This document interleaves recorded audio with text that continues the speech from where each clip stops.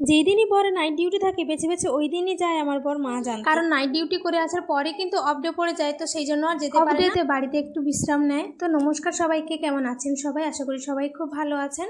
আমার এই ব্লগে আপনাদের সবাইকে স্বাগত। আজকে বাজার থেকে নিয়ে এসছে চিংড়া মাছ আর বিভিন্ন সবজিও নিয়ে এসছে, পুঁই ডাঁটা আর বিভিন্ন সবজি নিয়ে এসছে। আর আমি মাছটা তাড়াতাড়ি করে কেটে আগে রান্না করে নিলাম আমাদের মতো। আরও মাছ আছে যেগুলো এখনো ছাড়ানো হয়নি, তো আমাদের মতো কিছুটা মাছ নিয়ে নিয়েছি, কারণ অনেকটাই দেরি। যখন মাছটা নিয়ে আসে তখন 7:40, আর আমার বর এখান থেকে মোটামুটি রেডি হয়ে খাওয়া দাওয়া করে বেরিয়ে যায় 8:50-এর দিকে এখান বাড়ি থেকে বেরিয়ে যায়।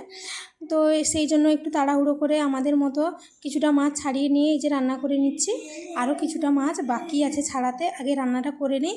ভাতটা আগে থেকেই বসিয়ে দিয়েছিলাম, তো ভাতটা হয়ে গেছে। মাছ যখন নিয়ে আসে তখন কিন্তু ভাত হয়ে গেছিলো।